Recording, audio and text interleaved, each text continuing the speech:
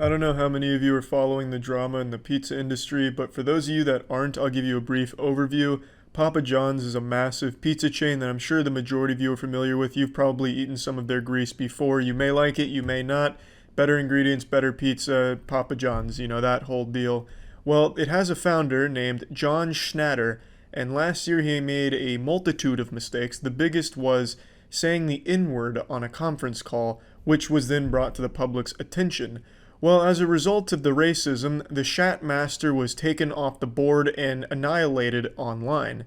In response, Schnatter says that he was pressured into using the N word by the people on the call, which just sounds ridiculous because I can't imagine on a conference call for business they were poking John Schnatter in the ass saying, hey, be racist, be racist, be racist until he was racist. Or like some type of hypnotist fucking puts him to sleep and makes him racist. It was a ridiculous defense that he came up with. But anyway, fast forward till today, he's been pretty quiet on most things that I was able to see. And then he comes and does a bizarre interview about where he is now and talking about the day of reckoning. Sooner or later, the tape's going to come out in public, and people are going to go, wow, that's what he said. And so that's what he said. And they're going, they made this out of that. They know what they did. They know it was a setup. John Schnatter looks like a Borderlands character. His fucking hair looks cel-shaded. He is the wettest human being I have ever seen. In every commercial, every interview, every picture, he just looks like he's sweating profusely. It's as if he's eaten so much pizza, his skin is starting to become the consistency of pizza, all greasy and shit. But anyway, his side of the story is he was set up by the people closest to him so that way they could take more of the company and take it away from him, which makes a lot more sense than his original defense of the aliens forced him to be racist. But even still, he has no proof behind this claims of setup, and he even says there that once the tape comes to light, you'll hear what he actually said. But he also confirmed that he said the N-word, so you're still going to hear the N-word. I don't know. He doesn't really have a solid defense. When it finally gets out what they did and what was said, I think my phone's going to ring off the hook going, wow, we made a huge mistake here.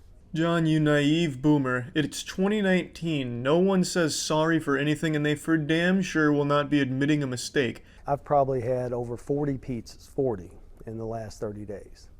They don't make the pizza the way that I used to make it, the way we used to make it. It just doesn't taste the same. I want you to stop for a moment and just take in how absurd that statement is. That's like one of those SAT math problems that you know could never possibly exist. That shit like, Sally has 10,000 apples and Julie wants half of those in her fridge. What do? Use the algorithmic Pythagorean theorem. It's absurd. 40 pizzas in 30 days. Let's assume he's going on the traditional American diet of 3 meals a day. That means that he was consuming roughly 3.5 pieces of pizza per meal every day for a full month. John, you either can't do math, you're lying, or you have the strongest fucking metabolism of all time. Because this man's heart should have just stopped halfway through this diet. This shit makes the Super Size Me documentary movie look like child's play. That is an absurd number, John. No fucking way you had 40 pizzas in 30 days. It's not possible. The human body wasn't built to handle that kind of magnitude, and especially not Papa John's pizzas. And if the recipe truly does taste different, it's probably because John isn't there. The secret ingredient is probably the moisture from his fucking hair just dripping into the fucking cauldron that they make the pizza in. It's crazy. I don't think he actually had that much pizza, but I could be totally wrong. I would just say, stay tuned. The day of reckoning will come. The record will be straight. Why not set the record straight now? I mean, what is it about the record that's not straight? Stay tuned. How soon will that happen? Stay tuned. Sooner than later. It's like a badly done Joker monologue. It comes across very weird. It sounds like he's calling himself the Antichrist even, the Day of Reckoning, and then this weird giggling stuff. I don't know. It's a very weird interview. Now, growing up, Papa John's was like the only pizza that I actually liked, and even to this day, it's still my favorite pizza. I'm not a huge fan of most pizzas. I can already hear the comment section going off. You never tried New York pizza, have you, Charlie? What the fuck? Yeah, you like Papa John's? That's ridiculous. Oh my God. I just don't like it. I've had a lot of New York pizza when I was in New York. I'm not a huge fan. We have to accept people are going to like different things. I liked Papa John's. I still like Papa John's. It doesn't taste very different to me today. I don't know what John's tasting. Maybe when he eats it now, he tastes a little bit of hate in there.